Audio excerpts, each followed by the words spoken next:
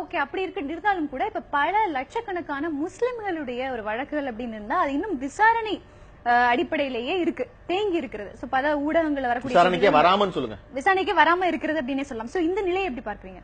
தப்புதான், ரொம்ப தப்பு. ரொம்ப தப்பு. அதோட நிறுத்திட்டீங்க. இது அடுத்த கட்டமாக இது எப்படி கொண்டு போறது?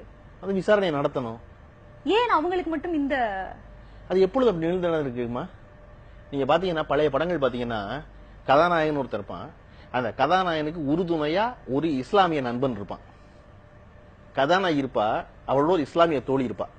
இது இல்லாம படமே இருக்காது. நீங்க எந்த படம் வேணாலும் 1990க்கு முன்னாடி இந்த படம் எடுத்து பாத்துக்குங்க, அது கண்டிப்பா இருக்கும். இருக்குமா? ஆனா இப்ப வர்ற எந்த படத்திலும் இருக்காது. தீவிரவாதியா காட்டுறத தவிர, குண்டு வைக்கிறத தவிர வேறு எதுக்கும் இஸ்லாமிய தோழர்களை நமக்கு கதாபாத்திரமா பயன்படுத்துவதே இல்ல, இல்லையா? அதன் அடிப்படையில தான் இந்த மாதிரி ஒரு நிகழ்வு. ஆமா, நம்ம திட்டமிட்டு தானே அதை பரப்புறோம், இல்லையா? சரி, நிச்சயமா.